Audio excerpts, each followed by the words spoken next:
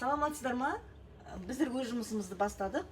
Так, бүгінге таныстыратын препараттарымыз сізге асқазанның препараттары, без назначения врача. Ол не дегеніміз?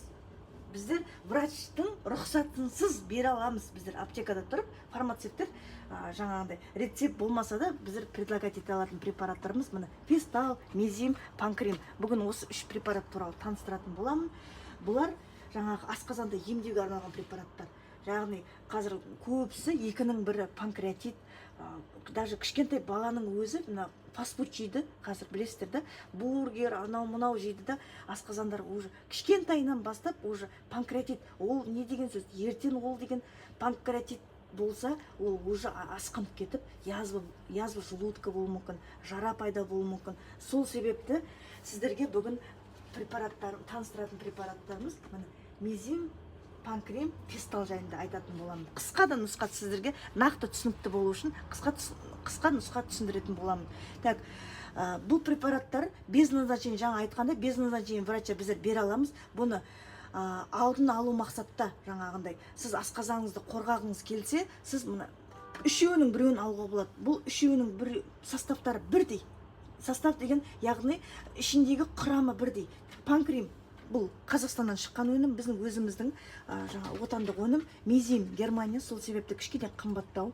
Так, Фистал бар, Фистал Индия, так, олда да кішкене бағасы нормаль.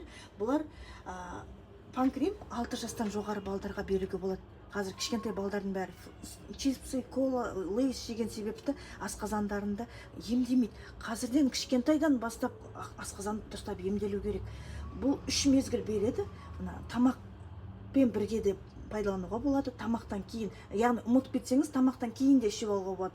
Бір мысалы бешбармақ жеп, тойып жеп алады ғой, үлкен адамдардың асқазандары әсіресе өте жұқа болады, кішкентай баланың организмі сияқты. Сол себепті Мезим, Фистал, Панкрем обязательно қалтасында жүрсін, салып алсын. 2 таблеткасын ішсе, бүткіл тамақтың бәрін жаңағындай бөліп тастайды. Ыдыратып жібереді. Яғни жаңағындай бәрін по полочкам қойып тастайды. Кететін жеріне кетеді, жаңағы құнарлысы болса алып қалады асқазанға деген, қалған жаңағындай тоқ ішекке жібереді дегендей. Сол себепті панкреатин обязательно ішіп жүріңіздер. Бұлар керекті нәрсе қазірден бастап асқазаныңыздарыңызды емдеп жүріңіздер. Так, тағы да не айтам? Қалай қолдану керек? Қалай қолдану? Жаңа 3 мезгіл тамақты көп, мысалы, қонаққа баратын болса, 2 ішіп алсын, үйде жағдайында күнде іше беруге болады. Ешқандай зияны жоқ. Біздің каналға